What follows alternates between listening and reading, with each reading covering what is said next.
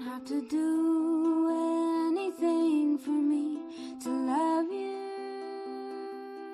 Just be. Just be. You don't have to do anything for me to love you. Just be. Just be. Just be. Just be. Just be. Add to stage. Add to stage. There we go. Just be. All right. We have been added to the stage. You don't have to do Hello, hello, hello. Welcome from Berlin. anything to love you. Pay no attention to the artist behind the curtain. We've still got our overlay up here, so you can't see anyone. You don't have to do And I noticed that Annalie has a much better microphone setup than I do. to love you. Just And Bloody. Hello, sir. Hi. Hello. I'm not sure if Annalie can hear. Oh, my camera. Sorry. Ah. All right. Hi. Oh my gosh. I had my hello. Hi. I had my physical thing blocking my camera, so I've been hiding behind that piece of plastic, and I was like just talking to everybody as if it was totally normal. Hello. Hi. I can't see you guys. I can only see the overlay, but Yes. also I have my secondary screen. This screen right here is dead, but that's the one with the camera. So if I look like I'm staring into space, you know what's going on. Fair enough. We'll just we'll take into it. It's all good. I've got silly monitors. I've tried all kinds of setups actually. I mean, this is the fourth episode we've done with video, and I gotta say, it's still a learning experience. I think the audio spaces were, in a way, even though you're talking into this void where you're like, can people hear me? Is anybody out there? Somehow it was a little bit, I would say, easier than doing the video thing, but yeah, here we are. Thank you so much for joining. We are actually live in audio at this moment. We've got the overlay on the Essential Creative Tools screen. If everybody gives me a thumbs up, I'll go ahead and take the overlay down so you can actually see our faces. A note on the music: I didn't ask any special. I didn't request any special music from our creators, which I should have. I just ran out of time, but this is actually a drip that Bloody did locally with our artist Kelsey Bray, who has since moved to Frankfurt. We miss her, but I'm sure she's doing amazing things there. Keep an eye out. But yeah, rather than having generic music in the intro, we have actual creator content, which we're very happy about. In the meantime, I'm going to go ahead and take down the overlay. So, one second. This is always the tricky part. Okay, 3, 2, 1, hide. Up. Hello, hello, hello. Hey, everybody. Oh, Bloody's prepared. I am not prepared. I just built a jungle behind me, and I don't have a fancy cup. But Bloody has a new fancy cup that looks like it could survive. Bloody, your microphone. Your microphone, sir. Your microphone, sir. I'll go ahead and fade out the music in the meantime. Just be. Bloody, your microphone, sir. I don't know if we can hear him, or if he can hear us. Can you hear us? Well, he's talking. I guess we'll get there. We'll get there. We've got Glowburger on the way. I certainly hope that she's not taking a break from looking at Botticelli down there post Primavera Digitale. I actually don't know how to. If anybody wants to, please correct my Italian. But I've had a lot of FOMO just watching what's going on down there. But yes, I noticed Glowburger is in our close enough to being in our time zone, so I just wanted to invite her to share out. Yay! I love her. Then, so yeah, I know. I mean, I think here's the thing. I was even trying to just think about how I came across her work besides just Blessed Burgers. Maybe, I don't know, maybe it was Drip, maybe it was Threeland. Annalie, I've been like a huge fan of. I'm just geeking out because I'm just like I'm like Glowburger. We've got Glowburger, amazing. And Annalie, of course, just this infinite output of beautiful work. I just I caught one of your live painting videos. Oh, lovely. And I was just like, this is so nice. Just, I mean, it was just like such a nice experience. And just watching like it is handmade work that's just happening right before your eyes. And I couldn't help but wonder what essential tools people are using to get their work from that state out into the world where we all experience it. And of course, in Drip or any of the platforms, end up collecting it.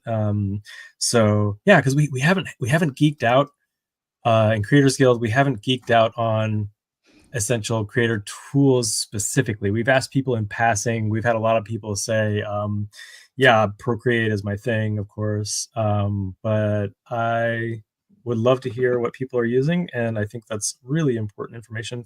And of course, Bloody threw it right back at me and said, well, what about the things that are missing? And I was like, wow, all right, why don't you go ahead and let us know what's missing? But yeah, we'll give them a moment. What's up? You can hear me now? Yeah. Yes, you can hear you now. Yes. Yes. Yes. And just so everybody knows, yeah, this is Creators Guild. We're based, so beamed out of Berlin, Germany. We are an international group of artists. We obviously are using the Solana blockchain, and we see each other regularly within the Solana Super Team Germany meetup system, ecosystem.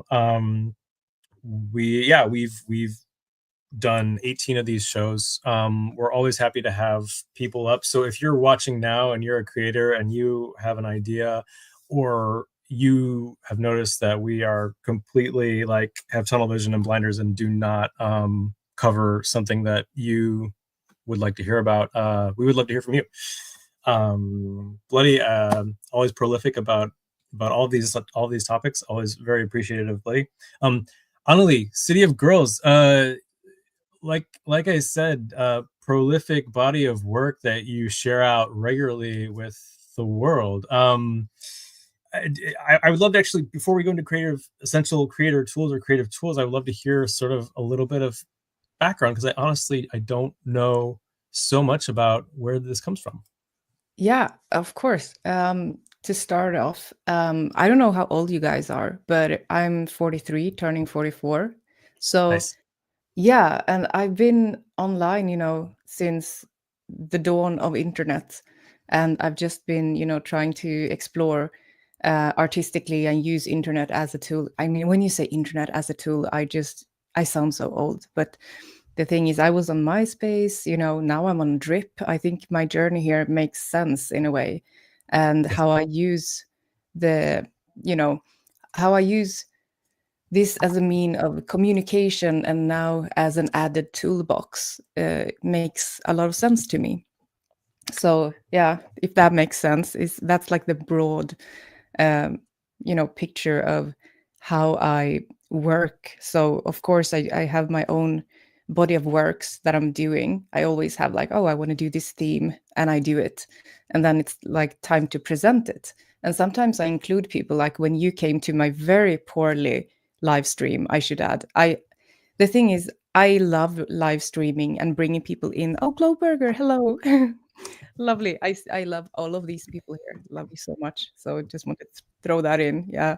And also, so anyway, I do these poorly done live streamings right now. It has to do with lack of time, lack of daylight, because we've been coming from this, time of winter, and in Sweden, you're in Germany, and lots of, well, not Glowburger, but it's very dark anyway, and it's been very dark. So I try to use the tools that I have and do what I can. So I'd rather record poorly and give you a shaky experience, with some window light and, trying to bring you close, rather than not doing it at all. That's how I do it. So I apologize if you have been on one of my shaky tours when I live stream. I'm happy to bring you on again. And as I keep doing these things, I will slowly but surely level up. So please bear with me and thank you. Yeah. I mean, I think the immediacy of it is just wonderful because it's I used to, when I was, okay, so just to say, I'm properly Gen X. I'm 44, almost 45. So I grew up watching Bob Ross like live. So in a way, it's like, it reminds me a little bit of that. But yeah, I just appreciate the fact that you're literally watching something come into being and you're just fearlessly sharing it out with everyone. So it's super amazing. Globerger, welcome. Here we are. We've got everyone up on stage, and this is Creators Guild Essential Creative Tools. Welcome. I assume you're still in Italy, maybe? Based No, on your right now I'm in Thailand. Okay. I just saw this morning's Botticelli being posted. I was like, oh man, I wish. Yeah, I got still getting a little FOMO from that experience. I'm sure it was wonderful, and feel free to share out about that as much as you want, because I think that was a great initiative down there. With Primavera Digitale. And if you know how to pronounce it properly, please let us know. But welcome. So Bloody and I are both in Berlin. Annalie is in Sweden, and I totally vibe with the daylight situation. This is one of the first shows I'm actually doing when there is actually sun outside. But yeah, we have long months in Europe where we're hiding indoors and just creating in the darkness. But yeah, Globerger, I also you're a great mystery. I've seen your work. You are prolific, especially during the Blessed Burgers marathon of insanity that everybody was involved in all over the place. We saw your work everywhere. I would love, of course, to hear about your essential creative tools, but I also would love to hear about where you're coming from as a creative, as an artist, especially as a 3D artist, and how you sort of got to where you are now, here, today. Yeah, sure. Thank you for having me. Hi, everyone. I'm Globerger, and I'm an artist from Singapore. And yeah, so I think everything started with the Blessed Burgers project.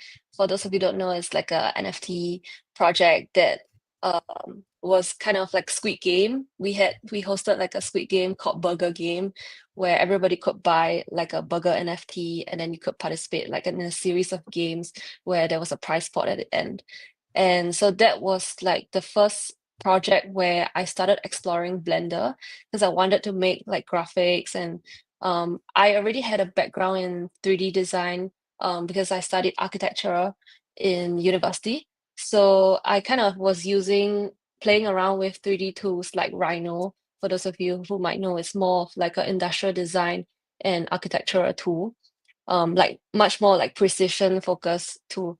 And then but it wasn't like a tool that you will use for art, in the sense that the render engine wasn't very good. So I wanted to learn Blender, and then so with the burger project, I used 100% Blender.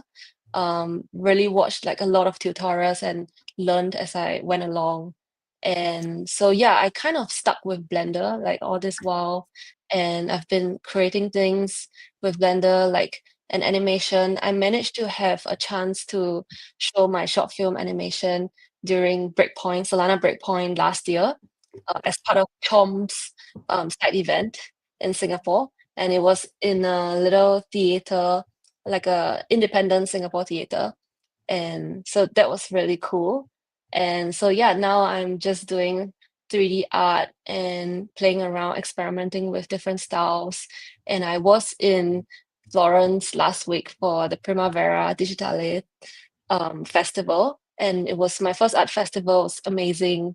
I met so many people creating art on crypto, most like particularly people from Tezos and like like people I would just never have crossed paths with before, like creating art on the blockchain. So I thought that was really like a really cool experience, like expanding a little bit out of my bubble.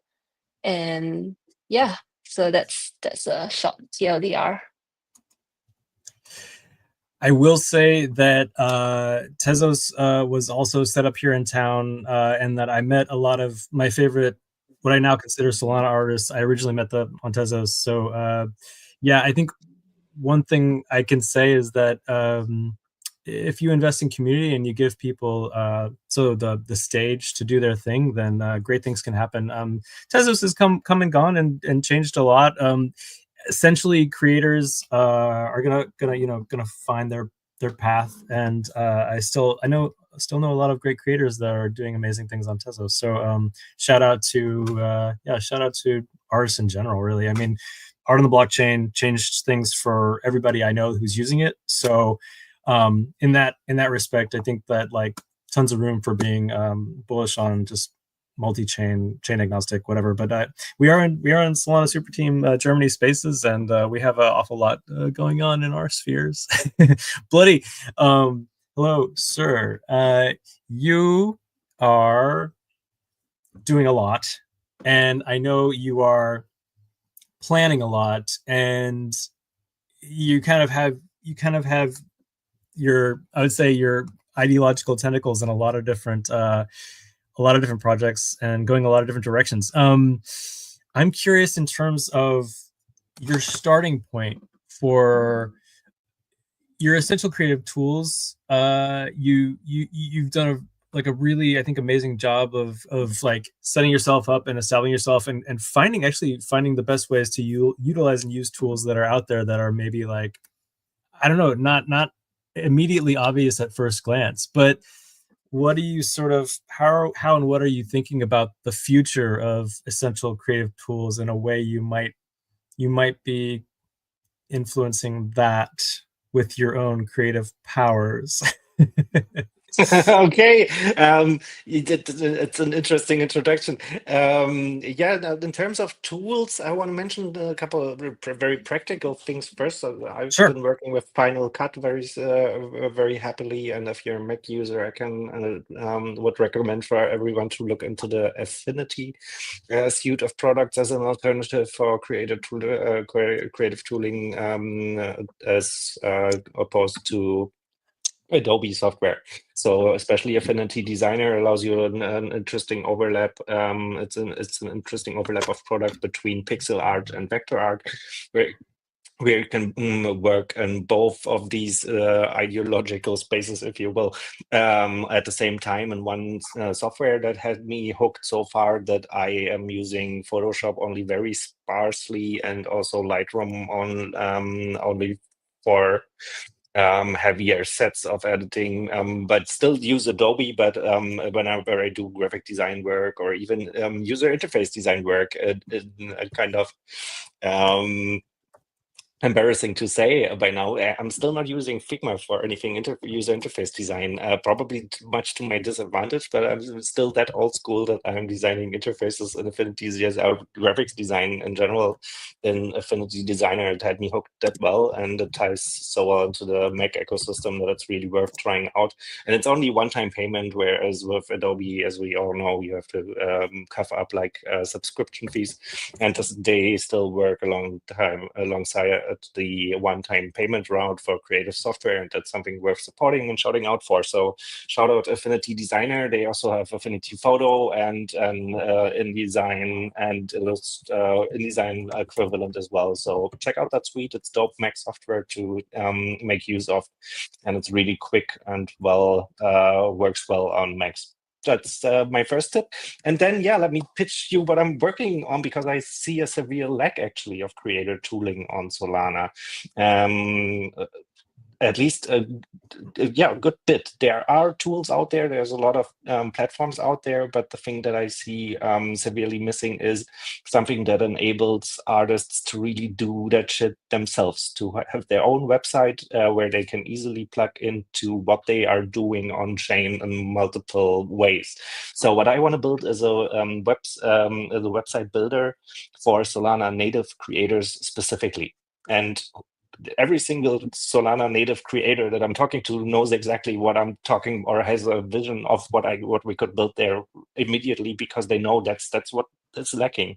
they are dependent on the platforms to stay live. We have seen form function go away, at least the OGs of us. We have recently seen Driphouse be acquired by Jupyter Mobile.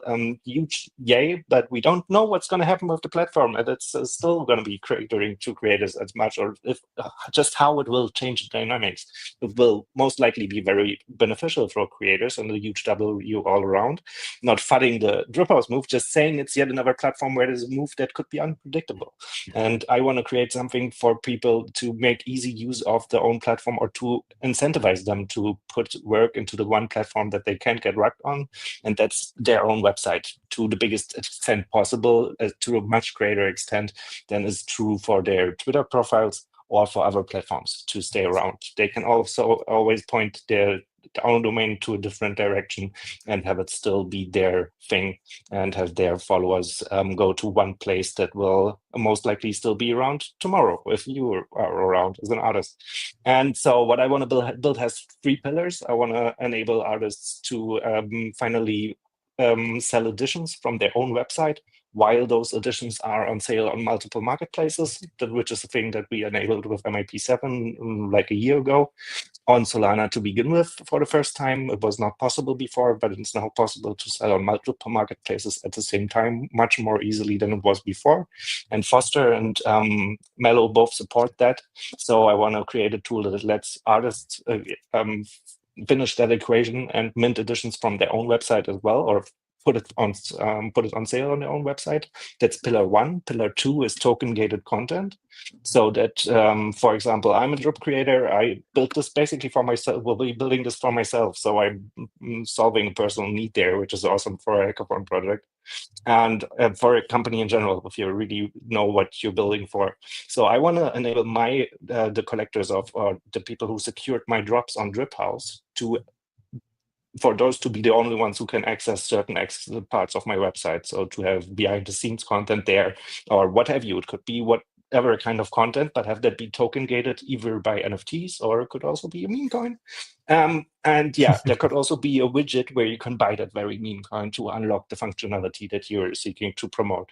And so there's a wide variety of use cases to integrate there. And blinks make that particularly interesting and possible. Blinks are blockchain links that incentivize ecosystem players on Solana to provide interfaces to interact with their websites for users without the users actually being on their website, so that you can directly interact with links on Twitter if the user has Phantom installed, but that could actually work just as well on the artist's own website, so that they can just easily have an edition or one-of-one listing from Mello by just putting the link into a field on their website, be done with it. It could be very easy to create your own website like that and to pull the things that you do across chain together into one place. I would be very intrigued to hear your thoughts about that. Actually, yes, I'm super curious to get the artist's reaction to some of these ideas, because like I've noticed Bloody definitely like crunching a lot of brain cells on this stuff, because even when you mentioned MIP7 for the first time, I sort of just said, huh, and then I realized, yeah, okay, like the work can only go to one platform at a time, and then suddenly it was going on multiple platforms at a time. I like, this is very cool. So yeah, any artist reactions to the ideas, or also of course any ideas or any things in terms of essential creative tools on Solana that I don't know you feel like might be missing? Yeah, the thing that I would be posing with that is the question, like, what do you guys see missing in terms of creator tooling? What would you love to see built? Because it's hackathon season. We are just at the Zero to Startup 3-day bootcamp here in Berlin. We will have a build station, and we have a month-long Solana Global Hackathon coming up. So this is the time to voice your needs as creators to get the tooling built that you're missing. And I would be very much listening for the reasons that I just laid out, obviously. See, Annalie with the heart hands. Yeah, I mean, I have very specific needs. So I don't know if this goes for everyone, but if you don't mind, I would love to tell you what I feel like I'm lacking right now. And you were talking about rewarding your collectors. And that's something that I'm always struggling to do.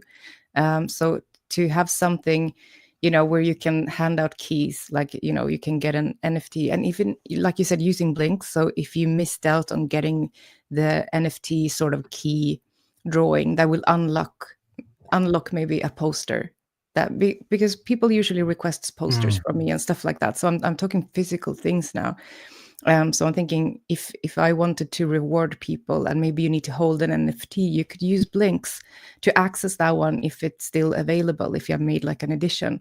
So if they're still there and you want it, you can just use Blinks to get it, so you can move on and get, whatever reward I'm trying to present there. But to have something where people can make comments, because the way I work is that I let people join me. I'm drawing, I want prompts from people, like, how are you feeling today? What is your daily vibe? Do you want to talk about something, say something that means something, or something you're mad with, whatever. So if people can leave comments, so I have feedback on what to draw next, that would be wonderful. And then if people could come back later and buy a poster from me, or get a poster, or, because they've been included in something, and get a reward. If there was a place where everything could be connected, that would be awesome. That would make my life easier. So basically like a station, a hub where I can just still communicate with people a little bit, and still also offer physical things and NFTs. That's very key for me, and keep track of things, because now I'm just bouncing from many different places, and it's all up to this nugget of mine to make sure everything works. So yeah, it can be a bit stressful. So something with a nice overview, so that you don't get stressed out about, following through with the wishes and promises you have for your collectors. That would be amazing. Absolutely. I think that, Absolutely. yeah, that what Annalie just said, I think, is a kind of like a resounding thing that we hear often when it comes to creatives in Web3. On the one hand, you have custody of your own creative career, life, the ability to connect directly with your collectors, to go from idea to creation to collecting all in a day if you want. On the other hand, you are your own gallery, you are your own manager, and you're all over the place, like trying to juggle this stuff. Globerger, I don't know if this resonates in the same way with you, or if you've got a completely. I would love to hear, your take on it, if you've got some insights. Yeah, I think when I was making my short film animation, I was also kind of brainstorming with people, like how I can do token gated content, right? Because, for example, like people who buy a ticket to see the short film animation, then they should be able to see like the review of the NFT, but not others. So it's kind of like an idea of private NFTs in some sense. And yeah, I think like agreeing with what Anneli says, a lot of it is about like the ecosystem that makes it easy.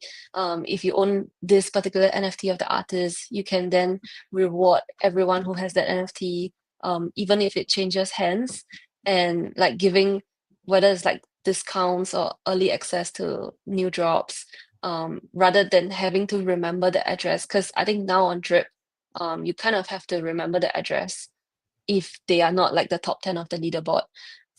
And I'm still making my website right now, actually. So I'm mostly thinking about how I can directly allow linking to art pieces on different marketplaces, or if it would even make sense to allow people to buy directly from the website. So yeah, What so are you that's using to create a website?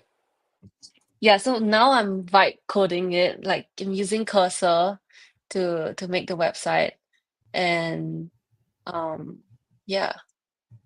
Let's fucking go. For Proud of you, anyone Glory. who Yeah. doesn't know, just in case there's anybody out there who doesn't know what vibe coding is, if you can provide a definition, that'd be great. I probably could, but what is vibe coding? Yeah. So basically you use this, I use this software called Cursor. I think there are many others, Mhm. but it's basically like a code editor where there's the prompting at the right side, and you can literally type like, okay, can you please set up my portfolio website for me? I want it to be like, white background and like a gallery of photos in like 3 columns of like a grid, and like you know, sometimes you need to prompt it in certain ways to like what kind of framework, or like you want a database or some stuff like that, but it's just stuff that you learn along the way, and then you literally enter like how you would do in ChatGPT, and then it writes the code for you in live, like real time. Yeah. Yeah, I can Yeah, absolutely recommend that. Cursor is an amazing tool for vibe coding, and vibe coding in general describes the phenomenon of exactly what Kloberger is describing for artists who have no technical knowledge whatsoever, just to vibe themselves to a working product. It's still pretty. I'm really impressed, Chloe, by the way, because it still requires you to at least hit the command line and enter certain. And that's where you lose like 98% of our fellow creators on Solana. You would certainly agree, right?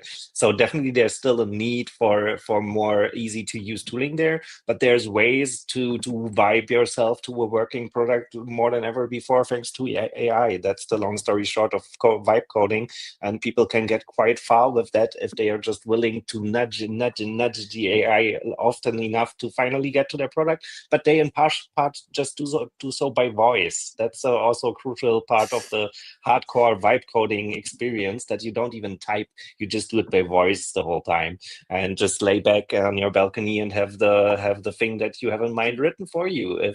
Again, with a lot of nudges, and you will discover that especially with Solana, it's all developing so quickly that it is painful. The knowledge cutoff is often pretty painful when you dive into the details of Solana development, because it's usually either outdated or really hallucinating hard when it comes to more tricky technical questions. But those things get better and better every day, and this phenomenon is not going to stop. It's actually pretty inspiring to see that you're working on your own website, and that ties into why we need and can really use creatives at hackathons on Solana more than ever, because you can really vibe code yourself to a working prototype that is perfectly sufficient for an MVP if your pitch deck and your business plan is strong enough. And that's the kind of project that people want to identify at Global Solana Hackathons. It's not a coding competition. It is a business and startup competition. And people like Globerger, with a problem at hand that they have a solution for, can very much make a difference and find funding and acceleration programs on the global stage on Solana very easily now, more easily than ever. It's a huge field of competition, but I would encourage every creative to look into ways to contribute to the ecosystem by getting involved in those hackathons. It's a marvelous experience that feels like the Olympics of Solana of sorts, but it's really also worth a shot to see if you could build something that makes a difference here, even if you have no coding knowledge whatsoever. And that's what vibe coding enables. It's marvelous, and definitely an essential tool for almost everyone in the space building going forward. No question about it. Yeah, this is quite incredible. I think especially to those of us who have been around in the pre-internet days, to think that you can like literally conjure up code for a website. It's bonkers, to be honest. I'm just like, what? I'm happy it exists. I'm also happy that, things like AI can make things that were previously impossible for creatives happen. And I guess it's like, on that note, I'm wondering, in terms of essential creator tools, if there is also anything we should know about in this vein, something that has been a game changer within the dawn of the AI era, shall we say, the past 2 years. Has it been 2 years? I don't know. But I find myself maybe at the get-go, as a traditional artist coming from a very hands-on, a very tactile approach to art making. Buddy. I found myself very skeptical, but also amazed at what people were doing. I think at a time when it was a little bit more difficult and the tools were still a little bit more primitive, even 2, 3, 4 years ago. And now there are a few things that I have come to appreciate. Maybe in some ways it's also an awkward thing to weave into your own work, but at the same time, there are use cases, I think, along the way that can really give you a sort of a superpower that bring you forward and allow things that couldn't have happened before. For example, I took 2 sculptures or photos of sculptures that are long since dead. I have no idea where they are. I think they're probably in a dump somewhere on the other side of the world.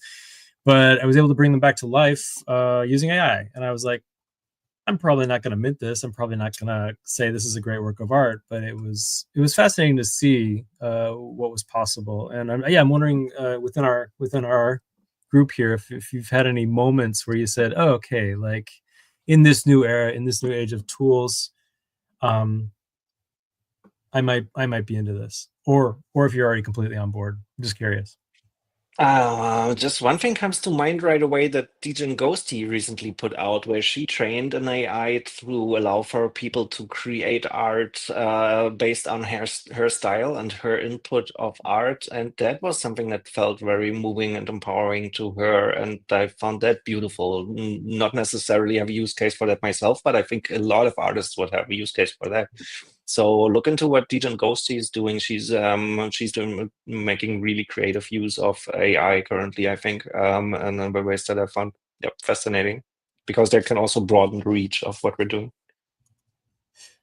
For sure, I think I think I participated in that where you were able to sort of prompt things trained on her work, and that was fascinating. It was a really fun challenge. Hadn't really even occurred to me that was even possible. But that was a very cool little marathon there. And also if there's anything on the complete opposite of the spectrum where I don't know if the tactile is at the core, which I also fall into this category. The tactile is at the core of my work. Then how do you get it?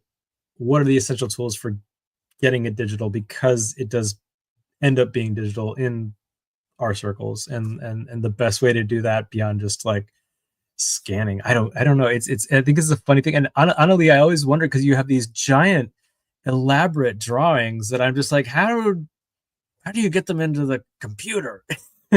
Literally. I mean, yeah, I started making them digitally. So when I started City of Girls, the project, I think that's 3 or 4 years ago now. And the kids were smaller, and that was the only way I could be an artist. So City of Girls exists because I wanted to stay an artist. And my essential tools was the digital art, the drawing tablet. And these worlds are huge because it's easier when you're a digital artist to go big. I need a bigger studio now, and I'm getting a bigger studio actually in a week or two, so I can do even bigger artworks.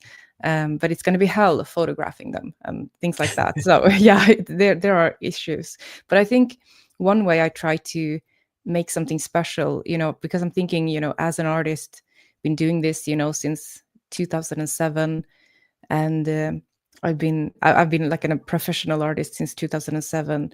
I've been in galleries, and I'm thinking, why should people get NFTs from me? How does that make sense for me as an artist and for them as a collector? And I'm thinking it's fun because this is my playground. So while I'm trying to find maybe like some kind of main route, like here's where it makes the most sense, I'm doing all of these fine and fun side routes right now where I'm like playing with the people. I'm like, oh, so you get like the animating, jumping, weird shit going on here, like I can make that as an NFT. I can animate a little bit, and I can do some frame by frame. If I do traditional pieces, I can cut them into pieces, different moving parts, and make something animated. So with the NFTs part, and something I can offer on the blockchain, could be the moving story. And then there's like the still image, a bit more boring, but maybe more tactile and fun as you get closer to it, in person. So you just have to separate how you work and how you want to work, and it just needs to make sense. But I also want to do more, like build in more words. Like there are so many ways we're not using this right now. I feel like we're just tapping into what we can do, and I feel like I just feel so lacking every time I'm working on the blockchain. I feel like you're not using your brain yet. Like, try to go deeper. Like, what do you want to do? So, but I find that playing my way forward is actually a better way of growing for me, like, and trying new things. And Drip was amazing, you know, for me as a tool to do that, because they just gave me access to so many, you know, different possibilities of doing things and distributing things that I couldn't do myself. So I think that's also one of the big things, that you want at least a small audience, you know, to begin with, and they will be your touching stone as you move forward. And yeah, I feel like I'm just babbling now. Was I supposed to answer anything specific here, or? Oh gosh, no! I babble with the questions all the time. People are like, was that a question? I'm like, no. But wonderful. I love the honest response. I love. I mean, I think it's so valuable to hear people's experiences, because we've seen your work, and to hear about like what's going on with it at the essence and how it comes to be is it's like one of my favorite parts. Yeah. So thank you so much. Thank you. And Anyone also, feel free. Yeah. Sorry, I can just throw in how I use AI, which is I've made silly commercial songs on Suno. So I just type the text, like, you know, come buy my NFTs, you know, and I let something sing, you know, I have fun with it, like making my own infomercials or commercials for stuff coming up. So I've done that in the past. And then I also quite like playing with colors. So in Illustrator, you can, you know, just mark everything down that you want, and you can try some different color, you know, you just write maybe 60s mushroom romantic something, you know, and it will give you you know, a color palette. So if you want to try your eyes on different, I love playing with colors, so I've tried that.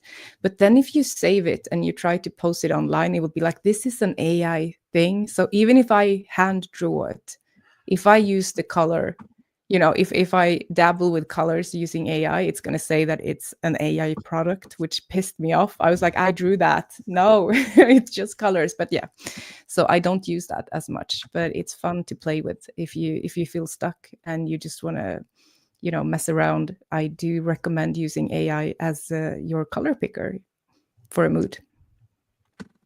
That is fascinating. I was not aware. I mean, even just the mention of anything in the Adobe suite, which I think, like, if you've been working in digital for any amount of decades, Adobe would have been one of the game changers for you, because suddenly everything was possible in terms of image making.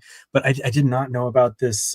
Is it like a watermark in terms of what is? It's embedded in the, I think, in the, when you save it, the meta, whatever you call it. Yeah. Interesting. Yes. So it will pop up everywhere. So even if I save it as a JPEG, you know, it's gonna stick. And I think that's good. I mean, I understand why they do it, but it's bad when they don't mention what it is.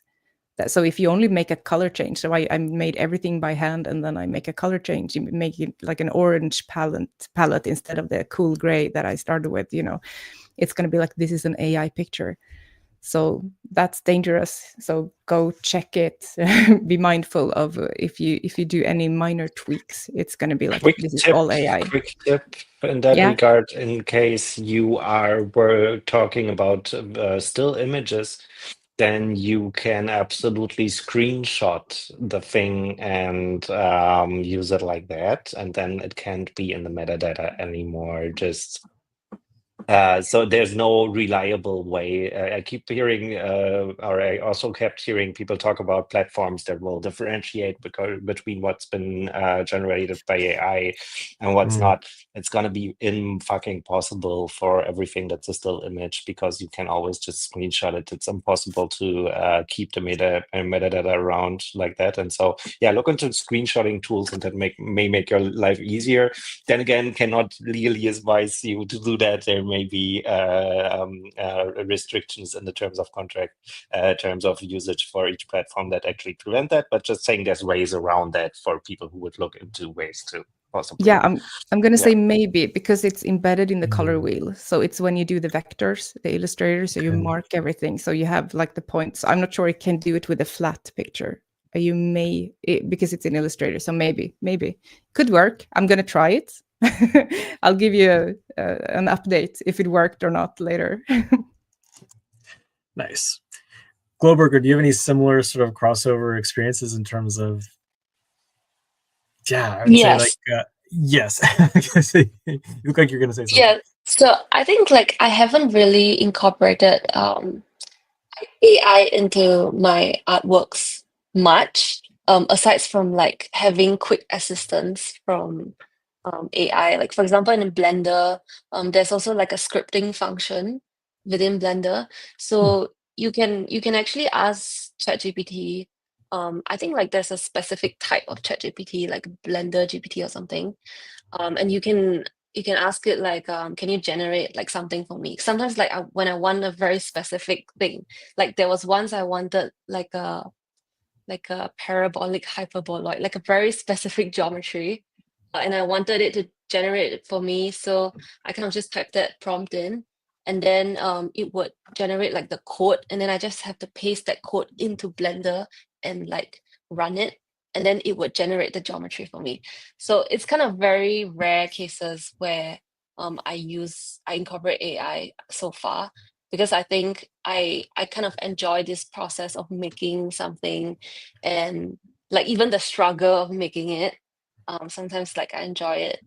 And but one thing I did use AI for recently, which is last month, when I kind of excavated this whole like over 400 blog entries that I wrote in 2008, so like many years ago. Wow. And I kind of fed it into a GPT model. So I fine-tuned a GPT model based on these 400 blog entries that I wrote when I was like a child, right? And it has like broken English, and it uses Singlish, which is a form of like a dialect that we use in Singapore, that is like a mix of English, Malay, like all like different languages.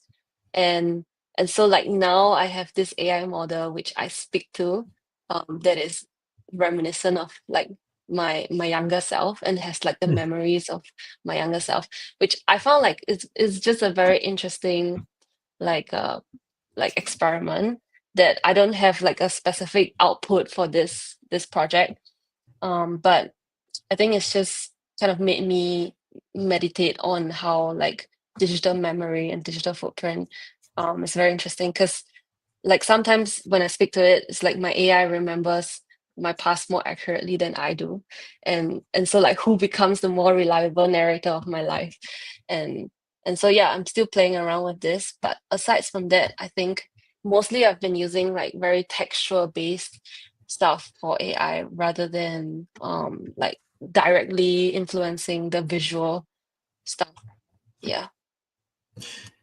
That's just an absolutely fascinating use case. It's almost like experimental. I don't know this. I've never heard of anybody talking to the younger. So I mean, totally bizarre. That must be, I would say, a trip, because Yeah, obviously definitely. you're in a totally different headspace. You're still yourself, of course, but you're yeah. Wow. Okay, that's super fascinating. Huh. I did not think of that. Yeah, I'm just like trying to process that. Whew. Yeah. Yeah, Well, here we go. definitely definitely like Mhm. when I speak to it, sometimes it tells me something, and I'm like, oh, I don't remember this. But then when I delve deeper, and I also look at cross-reference the blog entries, which are real, right? Like I was not hallucinating, hopefully, when I wrote that in 2008. And then I realized like, okay, these things actually happen. And I'm like, oh, okay, I have forgotten it over time, right? Over the past years, I've forgotten it. And then now it's like the AI is triggering the memory. So yeah, it's very interesting, surreal experience.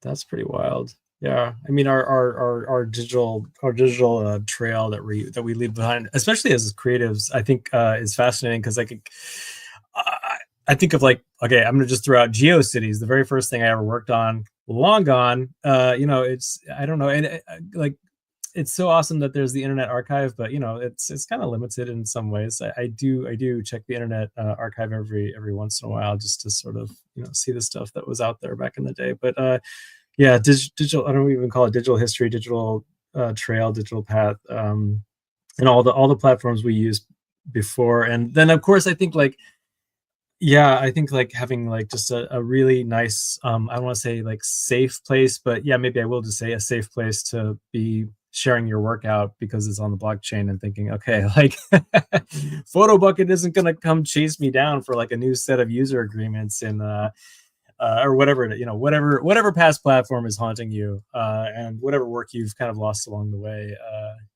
Yeah, it's nice to have blockchain options, I think was what I'm saying. But yeah, so even just being nicely embedded in that world. No pressure, of course, with the fact that there's a much more permanent aspect in terms of sharing out. But yeah, I had one. I kind of had like I don't want to say like one curveball question, but maybe it is a curveball question.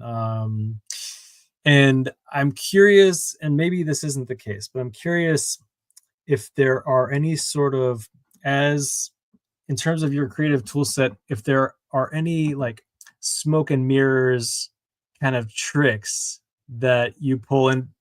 Maybe you don't want to share them. Maybe you can just hint at them. I know, like, just using tools over time, you sort of maybe find a loophole or something that, yeah, maybe it's just something really simple that like you just didn't have any other way to do it. I think what comes to mind is how you used to make a GIF or a GIF versus how you make a GIF now. And I don't know if anybody else has handmade a GIF, which I have back in the day, which involved a lot of hard work. And now there are websites that can, whip up a GIF for you in moments. So I think like, oh my God, like if I can just have a GIF generated within seconds, then that's been like a huge windfall. And then of course, do with it what you will, but like you save that. But even just traditional animation, I use traditional stop motion animation because as much as I would love to, in Globerger's case, like mastering Blender takes a long time. And I'm sure there are other ways to do this now, of course, but I remember like that was my big COVID project, is like, I'm going to master Blender. And then I really just got to the point where I was like, I'm comfortable with my usage of Blender, and maybe I can just proceed in different ways. But yeah, I'm just wondering, smoke and mirrors, do you have any artist tricks, any essential tools that are maybe even just workarounds, or just like, I don't know, a funny thing that you do that you feel comfortable sharing? Of course, if you don't, no trade secrets. I don't know about any trade secrets here. I don't know about the smoke and mirrors angle, but something that came to mind while you were talking was 360-degree cameras, and I think that could be a very essential tool, or could easily become an essential tool for most creators that are also looking to create content about their art process recordings specifically, especially for physical artists. The 360-degree cameras, where you can, after the fact, decide where the camera is going to look.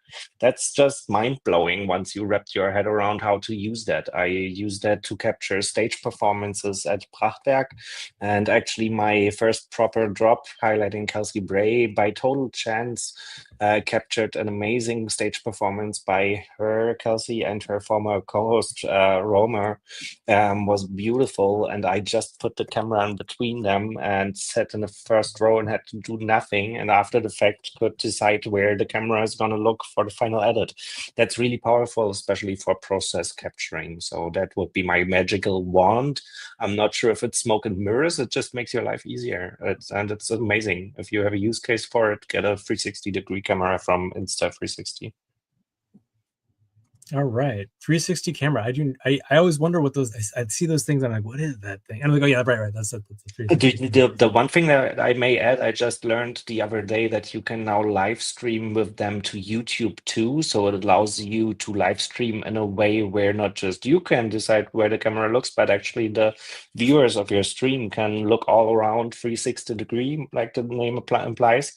But you can also use it again in editing and just crop it down to classic 16:9 and decide, be your own director after the fact, and just film everything that's happening around you. So very practical tool and really magical wand as soon as you use it for the first time. They have a really easy editing software too. That's why I'm recommending Insta360 in particular too, and none of the other providers.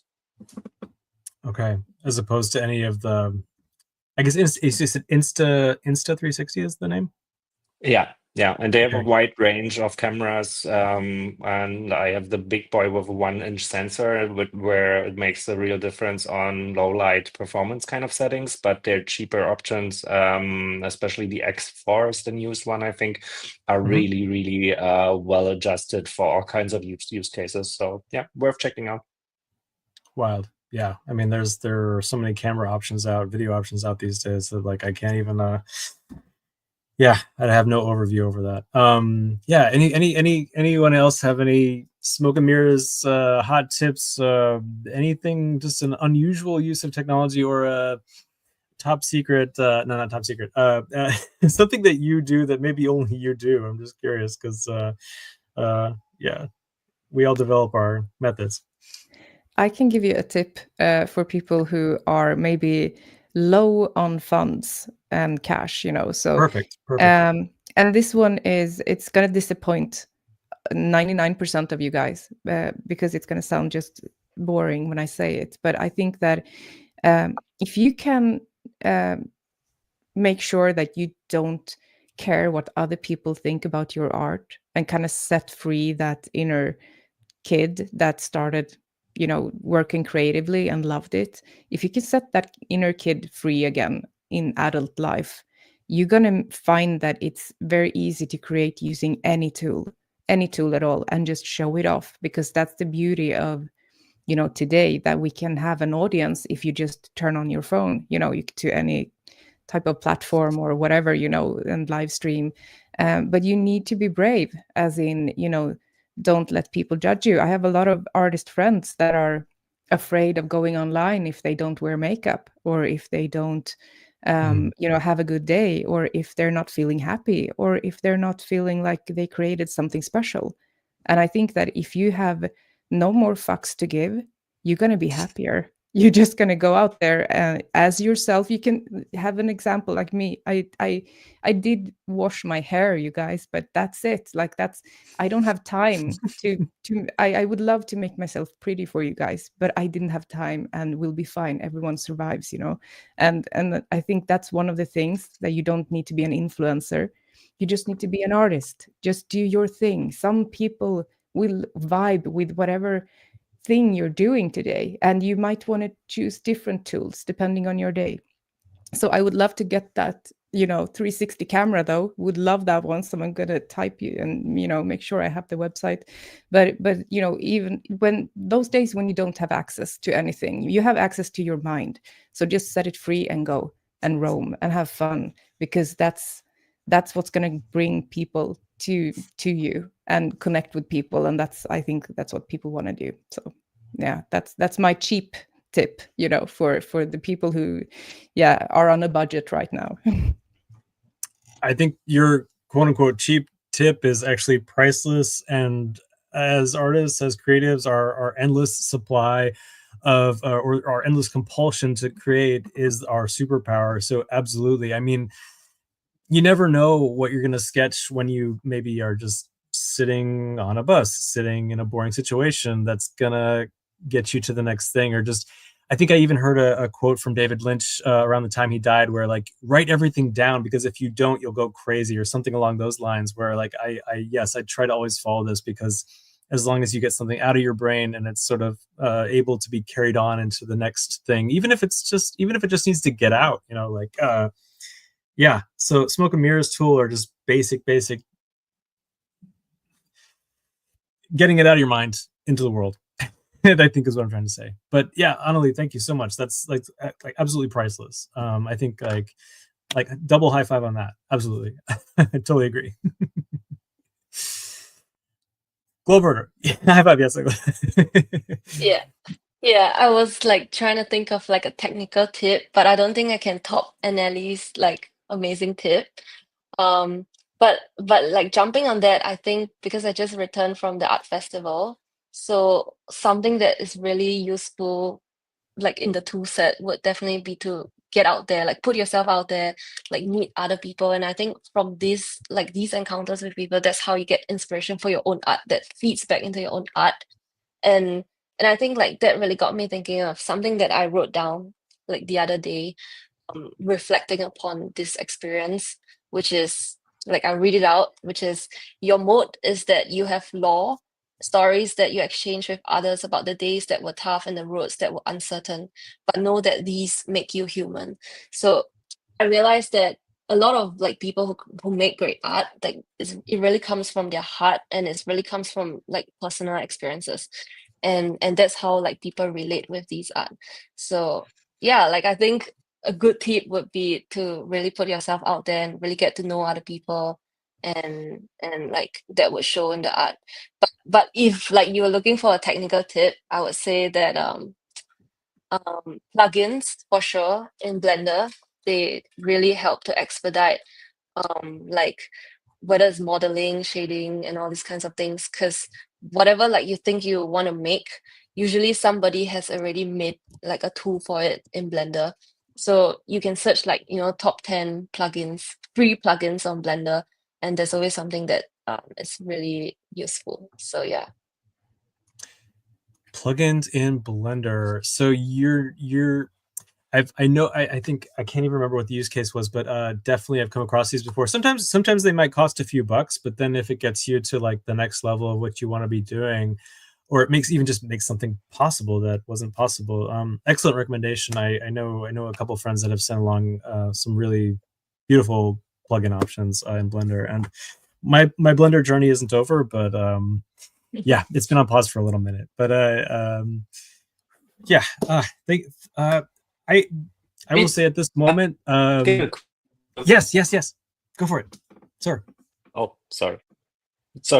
Maybe we should give a quick fire shout out route to the essential tools that we all use on Solana, though. I mean, to marketplaces, Mellow, Foster, Drip House, Exchange Art has been taken over by Bonk, so there's going to be movement on Exchange Art again. Worth looking into listing art there again now, in my opinion, much more than before.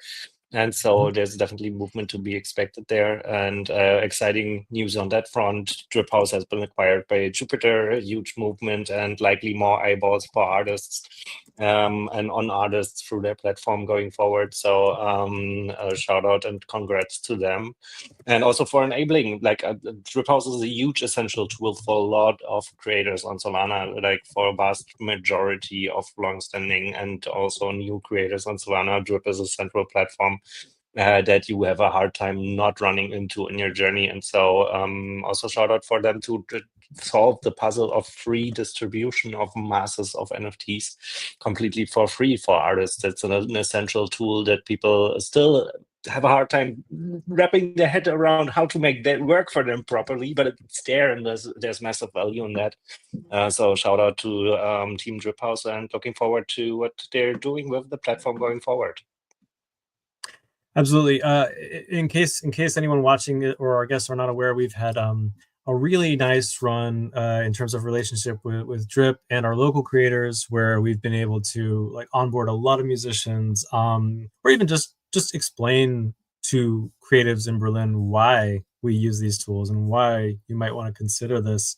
But absolutely, I know that Mallow is always grinding. I know that Exchange Art is sort of being resurrected through the power of JT lists, and super happy to see that they're posting again and working on some of the maybe the outstanding technological things that need to be updated, which is super cool. So I think it'll be a nice new era of tools on Solana that we are going to be able to use, and I'm super excited about that. So yeah, I have one more. I have one more final essential tool for all creatives, especially in Web3. I feel like the thing that what makes me want to draw more creatives into the Web3 realm, because I see that people benefit from it, not in a financial way, but really on a personal level, by being exposed to people that suffer through the same pains on the way to creating and releasing their art. And so tapping into people that have the same problems that you do, or at least to a good degree, or can understand you more than most anyone around you. That's one of the most powerful things about the art community on Solana. And so tapping into that as best you can and seek help wherever you need it, because nowhere else have I seen people so eager to help each other succeed. And so an essential tool in Web3 as a creative for me is to tap into that and to build that network of people that you really vibe with, because it's so easy to meet exactly the people that you vibe with the most, more than anywhere in real life. So that's an essential tool about Web3, I think, that we should mention. Absolutely. I think as Globerger, you sort of have mentioned this too, connecting to artists. And I think as we all probably have experienced, the Web3 spaces are extremely welcoming, especially in terms of our creatives. Developers also, of course, have this special connection too, where people literally will go out of their way to help each other. And I really, really appreciate that. I wouldn't be doing much of anything if that wasn't the case, because there were just a lot of hurdles of understanding. And I think, yeah, we all clearly have gotten over those hurdles and are, yeah, continue to put our work out in the world. Thank you all so much. I would open it up to anything that you would like to share or let us know about. I have, of course, my own bubble version of what's happening, and I try to sort of share what I can, how I can. If any of our special guests have anything that they would like to share or make us aware of, please feel free at this moment. I would love to hear about anything that we should know about. Any takers?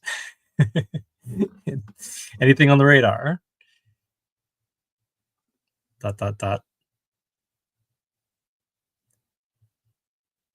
If not, it's okay. It's totally okay. Wait, we lost. Did we lose Bloody? No, Bloody, where'd you go? There he is. Up. He fell off. Here he is. He's back. He's back. He escaped completely. He escaped. He dove off the stage. Stage diving. Everything froze out of nowhere. It happens. It happens. I mean, yeah.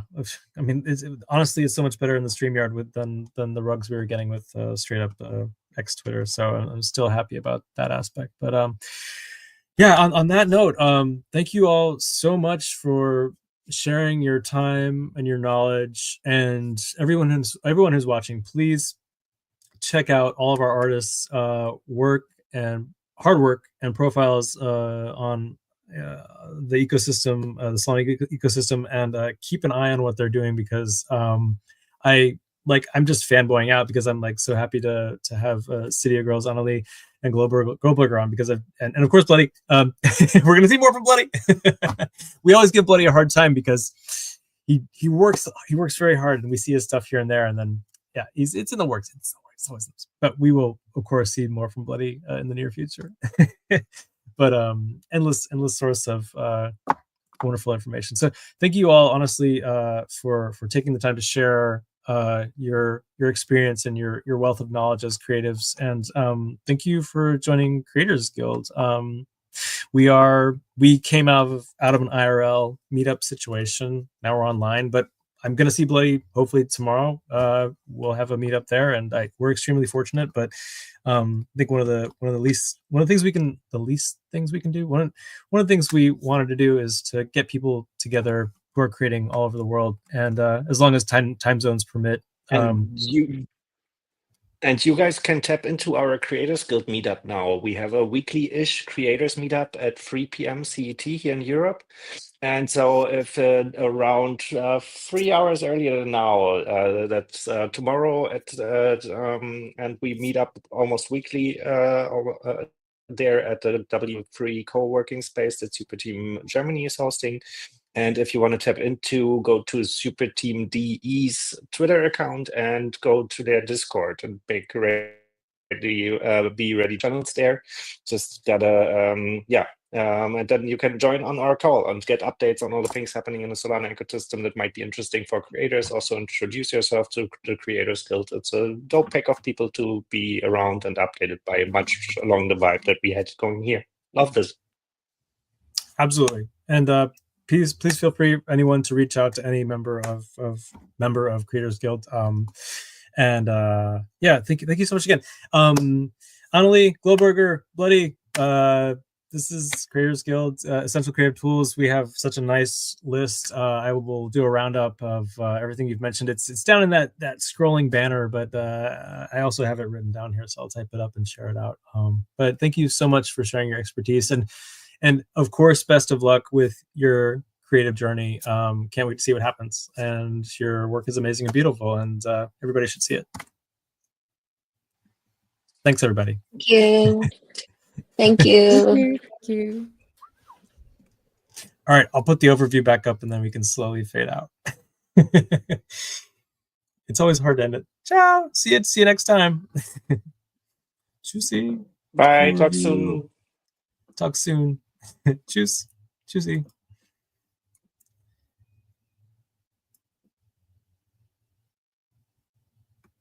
Just be. Just be.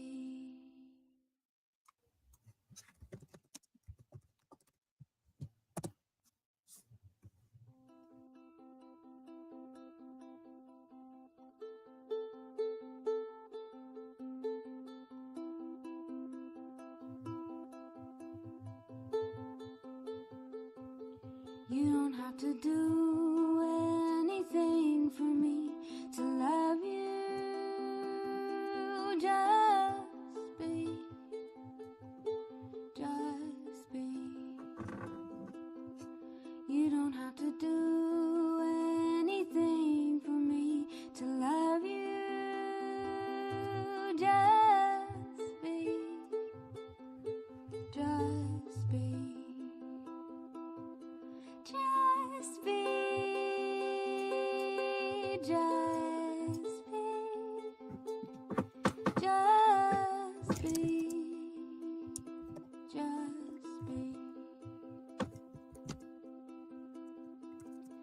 You don't have to do anything for me to love you. Just be, just be. You don't have to do anything for me to love you.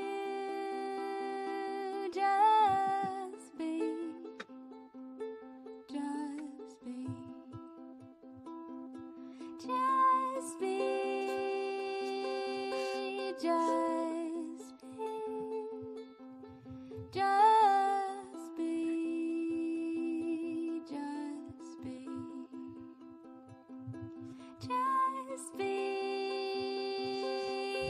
just